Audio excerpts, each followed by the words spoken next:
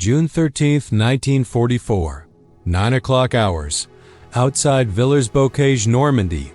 The air inside the steel belly of the Tiger I is stagnant, a toxic perfume of stale sweat, diesel fumes, and the metallic tang of fear. But there is no fear here. Not in Tiger 205. SS Obersturmführer Michael Wittmann presses his eye to the cupola glass. The morning mist is burning off the French countryside, revealing the hedgerows like jagged scars across the green landscape. The Maybach engine behind him idles with a low, throaty growl, 700 horses waiting to be unleashed. To his right, his gunner, Balthasar Bobby Wall, rests his forehead against the brow pad of the Zeiss optics. He is relaxed, almost bored. Target, 11 o'clock. Range, 800 meters. Wittmann's voice is calm, dropping through the intercom like a stone in a well. Through the optics, the silhouette is unmistakable. High profile. Flat, vertical sides. A 75mm gun that looks like a toothpick compared to the 88mm monster protruding from their own turret. It's an American M4 Sherman. And it's not alone. A column of them is winding lazily down the N175 road, their commanders standing exposed in the hatches, enjoying the French morning. They have no idea they have just walked into the kill zone of the deadliest tank ace in the Third Reich. Fewer, Wittmann whispers. The 88mm KWK-36 kicks back with the violence of a derailed train. The hull shudders. Outside, the air pressure snaps, stripping leaves from the nearby trees. 800 meters away, the lead Sherman doesn't just explode, it disintegrates. The high-velocity shell punches through the frontal armor as if it were wet cardboard. A millisecond later, the ammunition stowage cooks off. A pillar of fire-bright, violent, and instantaneous erupts from the turret ring, blowing the commander's hatch into the stratosphere. Target destroyed, Wall reports, already traversing the turret. Next, the Ronson reputation. This is the reality of armored warfare in the summer of 1944. For the elite Panzer crews, the M4 Sherman is not a predator. It is prey. It is a joke told over schnapps in the mess hall. German tankers have a grim nickname for the American tank, the Ronson, named after the cigarette lighter with the slogan, "Lights first time, every time." Inside Tiger 205, the mood is clinically efficient. They watch the American column dissolve into chaos. A second Sherman slews sideways, its tracks churning mud. Its gunner manages to fire a desperate shot. Clang. The American shell strikes the Tigers, thick frontal armor, and ricochets harmlessly into the sky, leaving nothing but a gray smudge on the Zimmerit coating. Inside the German tank, the crew laughs. It's a dark, hollow sound. They know the physics. They know the math. The Sherman's short-barreled, 75mm gun cannot penetrate the frontal armor of a Tiger at anything beyond point-blank range. Meanwhile, the Tiger can kill a Sherman from 2 kilometers away. It is a massacre of technology. It is a slaughter of engineering. "They are sending us toys," the loader grunts, slamming another 20-pound shell into the breech. Tin cans wrapped in green paint. To the German officers, the Sherman represents the ultimate failure of the Allied mind. It is tall, making it an easy target. As Wittmann rolls his Tiger onto the road to finish the job, crushing the burning wreckage of a British half-track under his 60-ton tracks, the superiority complex is absolute. They are the knights of the modern age, encased in Krupp steel, wielding the hammer of Thor. They look at the burning wrecks of the Allied tanks and see weakness. They see a lack of martial spirit. They see an enemy that tries to compensate for a lack of skill with mass production. But as the smoke from the burning column rises into the Norman sky, obscuring the sun, something unnerving happens. Through the black, oily smoke, another silhouette appears, and then another, and another. Wittmann narrows his eyes. He has just destroyed the lead elements of the 7th Armored Division. He has broken the back of their advance. By all logic of warfare, the enemy should be retreating. They should be regrouping. But the engines are getting louder. The ground begins to tremble, not with the rhythmic thrum of a single platoon, but with a continuous low-frequency earthquake. It is a vibration that rattles the teeth in your skull. "Commander," Wall says, his voice losing that edge of boredom. 12 o'clock. Behind the smoke, the wind shifts, clearing the battlefield for a brief second. The road isn't empty. It is a river of olive drab steel. For every Sherman they just turned into a funeral pyre, 3 more have rolled forward to take its place. They aren't maneuvering with the grace of the Panzers. They are surging forward with the inevitability of a glacier. The German crew mocked the Sherman for being cheap. They mocked it for being mass-produced. They mocked it for being weak. They are about to learn that quantity has a quality all its own. The Tiger's engine revs, the beast pivoting to face the new threat. But for the first time, the math in the commander's head doesn't add up. He has 40 rounds of ammunition left. He counts 50 tanks on the horizon. July 18, 1944, 4:30 hours, near Saint-Lô, Normandy. Silence is a luxury the German army can no longer afford. Obergefreiter Hans Weber lies under the rear hull of a Panther tank, wrenching at a bolt on the final drive. Grease coats his hands like a second skin. He hasn't slept in 30 hours. Around him, the elite Panzer Lehr division is slowly bleeding to death, not from enemy fire, but from exhaustion. "Verdammt," Weber hisses, his knuckles grazing the cold steel. The bolt shears off. This is the dirty secret of the superior German armor. These machines are masterpieces of engineering, yes. They are the Ferraris of the battlefield. But Ferraris are not built for the mud, the dust, and the relentless grind of a war of attrition. The Panther's transmission is fragile. The Tiger burns fuel at a rate that would make a logistician weep. And when they break, they require specialized tools, specialized parts, and cranes that are currently being bombed into scrap by Allied Typhoons. Weber slides out from under the tank, wiping his face with an oily rag. He looks to the west. Even at 4:30 in the morning, the horizon is glowing. It sounds like a thunderstorm that refuses to break. A low, rolling rumble that vibrates through the solace of his boots. It is the sound of the American industrial machine breathing. Do they ever turn them off? A young loader asks, leaning against the tracks, a cigarette trembling in his fingers. Weber doesn't answer. He knows the answer. The Americans don't turn them off because they don't have to. The mathematics of murder across the hedgerows, the dynamic of the war has shifted. The German crews are still racking up kills. A single Panther can sit at a crossroads and burn 5, 6, maybe 10 Shermans. The kill ratios are staggering, sometimes 5-1 in favor of the Germans. But the Americans have brought a new weapon to Europe, one that isn't made of steel or gunpowder. It is logistics. For every M4 Sherman that burns, the U.S. Army Ordnance Department has another one ready at the depot, fully fueled, fully loaded, with a fresh crew who just ate a hot breakfast. It is a psychological sledgehammer. Imagine you are a Panzer ace. You spend 2 hours engaged in a life-or-death duel. You maneuver perfectly. You angle your armor. You take the shot. You watch the enemy tank explode. You have won. You wipe the sweat from your eyes, expecting a respite. And then, through the smoke of the tank you just destroyed, 2 more appear. They are relentless. The M4 Sherman is not a duelist. It is a swarm. Target front, 1,200 meters. Back in the turret, the command comes down.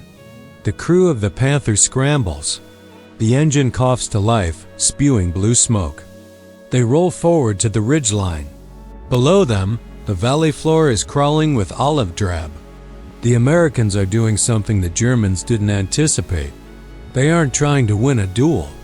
They are simply smothering the battlefield. The Sherman's 75mm gun bounces off the Panther's glacis plate.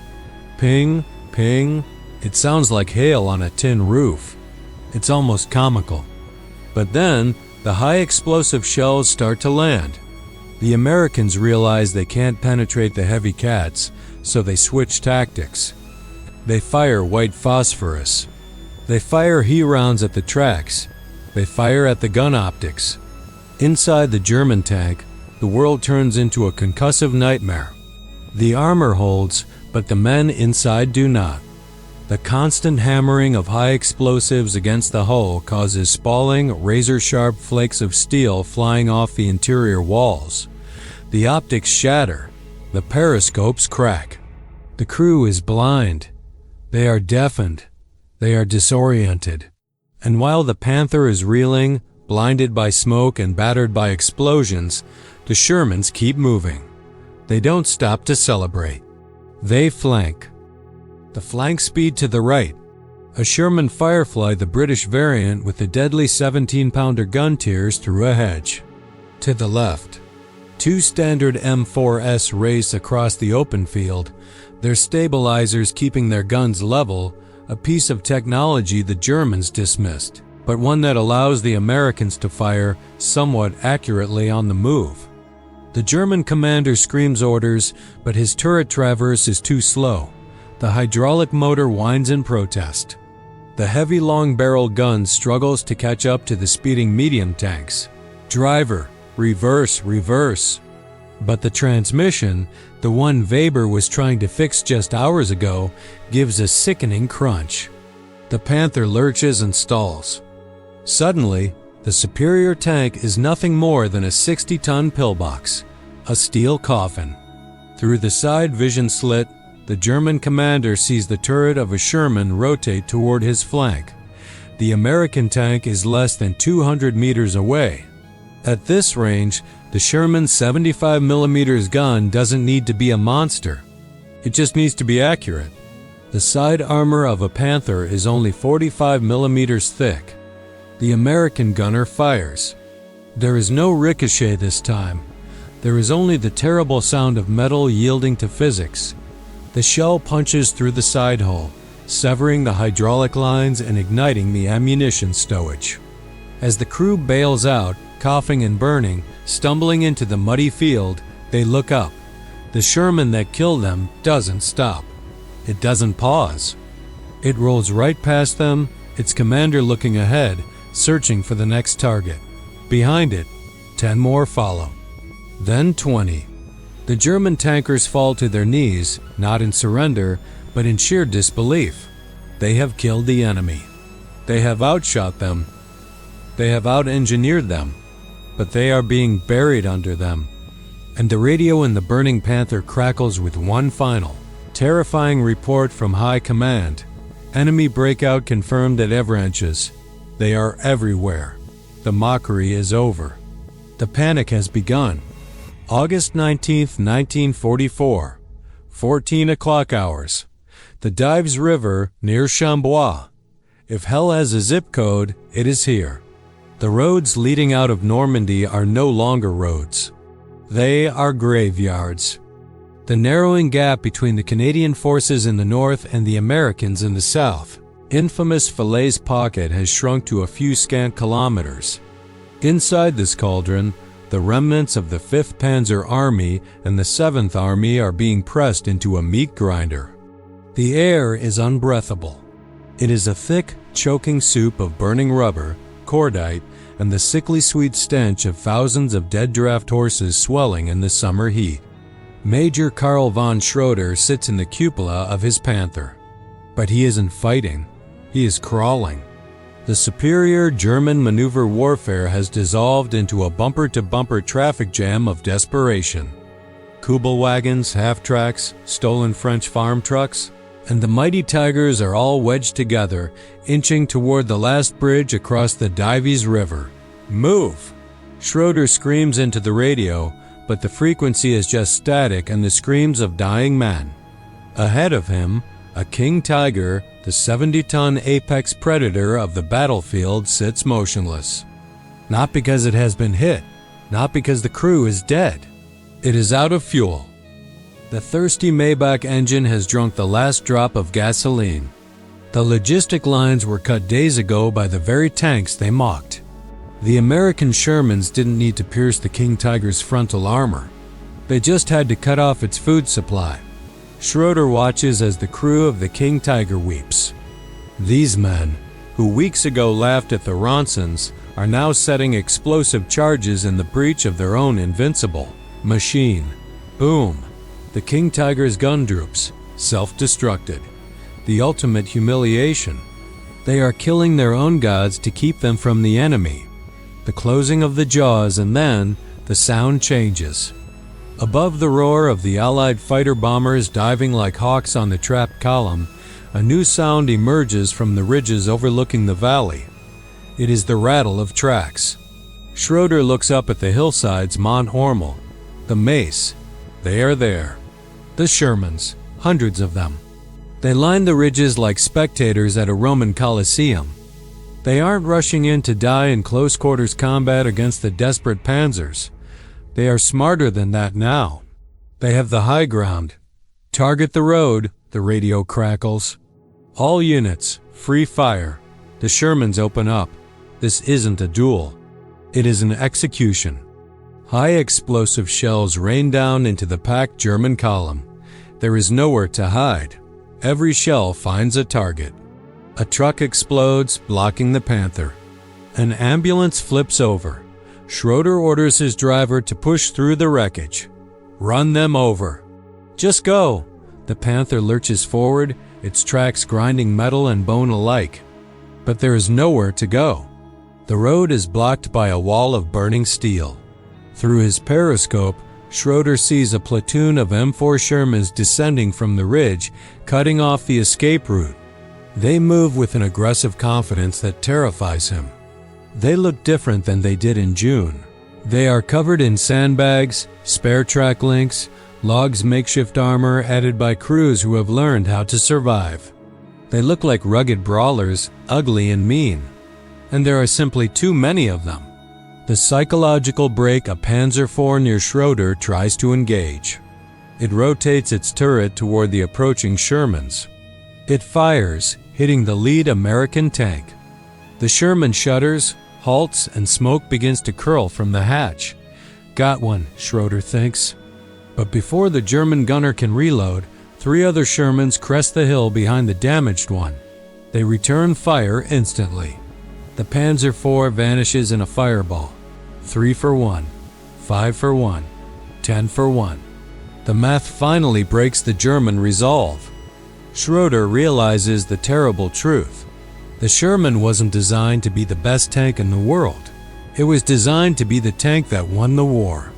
It was reliable enough, gunned enough, and mobile enough to be everywhere at once. The Ronson didn't need to survive the hit. It just needed to deliver the army that would encircle the Reich. Bail out, Schroeder whispers. Sir? The driver asks, panic in his voice. Bail out, he screams, tearing off his headset. It's over. They scramble out of the hatch, dropping into the mud, joining the river of broken infantrymen running toward the east. Schroeder looks back one last time. His Panther, a marvel of German engineering, sits abandoned in the road. An American M4 Sherman, caked in mud, rolls up to it. The American commander doesn't even look at the empty Panther. He doesn't inspect his kill. He signals his driver, and the Sherman simply pushes the Panther into the ditch to clear the road. The superior machine is treated like roadkill. As the American column rolls past, endless and unstoppable, the German crews lying in the ditches cover their heads. The ground shakes with the rhythm of the New World Order. The mockery is gone. All that is left is the crushing weight of the inevitable. But the war isn't over. The surviving crews will retreat to the German border. They will be given new tanks, heavier tanks, more desperate weapons. They will tell themselves that the next miracle weapon will save them. They are wrong. The Shermans are coming to the fatherland, and they are bringing the fire with them. March 7, 1945, 11:15 hours. the ruins of Cologne. The fatherland is burning. Oberleutnant Richter sits inside the steel coffin of his Jagdpanther. The massive tank destroyer, with its sloping armor and terrifying 88mm cannon, is parked in the shadows of a shattered department store. There is no more maneuvering. There are no more sweeping panzer tactics across the steppes of Russia or the fields of France. The war has shrunk to the size of a single city block. Richter looks at his crew. They are children. The loader is 16. The driver is 17. The elite veterans he served with in Normandy are dead or captured. The master race is now relying on terrified boys in oversized uniforms. "Engine off," Richter whispers. "Save the fuel.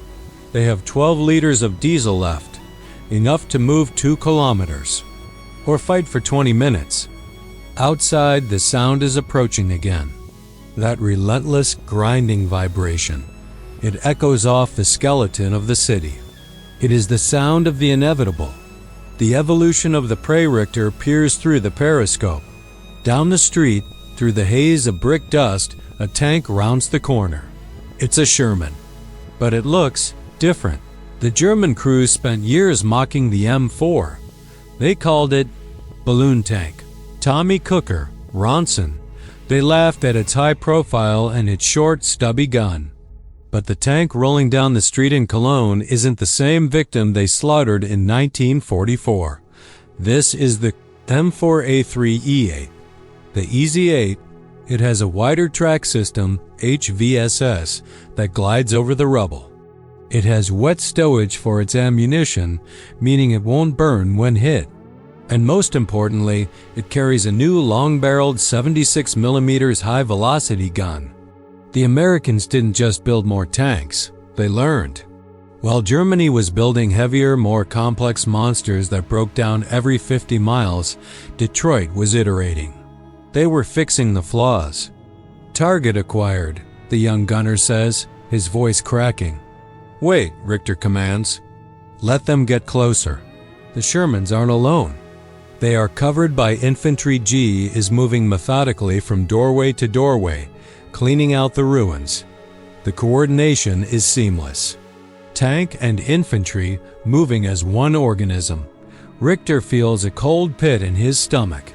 The cowboy tactics of Kasserine Pass are gone. This is a professional, lethal machine. Now, fewer. The Jagdpanther rocks back. The 88mm shell screams down the street. It hits the lead Easy 8. The impact is catastrophic. The Sherman shudders, its track flies off, and it slews into a pile of rubble. "Hit!" the crew cheers. But there is no fire. There is no catastrophic explosion. The Ronson doesn't light up. The crew of the Sherman bails out alive, scrambling for cover. And then the response comes. Buried by the future, it doesn't come from one tank. It comes from everywhere. From the cross street, 2 more Shermans appear. From the parallel avenue, another 3. They don't panic. They don't retreat. They simply turn their turrets. "Traverse left. Left!" Richter screams. But the Jagdpanther has no turret. To aim the gun, the driver must turn the entire tank. The transmission whines a desperate mechanical scream as the 46-ton vehicle tries to pivot in the debris. It is too slow. The Shermans open fire. Crack whoosh. Crack whoosh. The 76mm shells hammer the front of the Jagdpanther. The first one bounces. The second one shatters the optics. The third one cracks the gun mantlet. Inside, the noise is deafening. Sparks shower the crew. The 16-year-old loader starts to scream, dropping a shell on the floor. Richter looks through the vision block one last time. He doesn't see a tactical defeat. He sees an industrial reality. Behind the 2 Shermans shooting at him, there is another column. And behind that, fuel trucks, ammo trucks, recovery vehicles, jeeps. He realizes now why they lost. It wasn't about the thickness of the armor or the caliber of the gun. Germany built warriors. America built a system. The German tank was a masterpiece of individual artisan violence. The Sherman was a component of a global assembly line that stretched from Detroit to the Rhine. You can kill a warrior. You cannot kill an assembly line. "Bail out," Richter shouts, throwing the hatch open. "Get out. Go home." As he scrambles out of the hatch, the air is filled with tracers. He drops into the rubble, crawling over broken bricks and the shattered remnants of his city. He looks back. A shell from one of the Easy-8s finds the flank of the Jag Panther. The ammunition inside finally ignites. The roof of the German tank lifts off in a violent sheet of flame. The beast is dead. Richter lies in the dust, panting, his war over. As the American column rolls past him, the ground shaking, he sees the name painted on the side of the lead Sherman in white letters. It's not a heroic name. It's not Tiger or Panther or Watton. It says Betty Boop, a pinup girl, a cartoon. The greatest armor force in history, the elite Panzerwaffe, the terror of Europe, wasn't defeated by monsters. It was crushed by farm boys driving mass-produced tractors named after cartoons. The mockery had come full circle. The Panzer crews had laughed at the Sherman for being common. But in the end, it was the common man in the common tank who stood victorious on the ruins of the thousand-year Reich. The Tiger was a king, but the Sherman was a summon, was a perman, was a but the Sherman was a Sherman.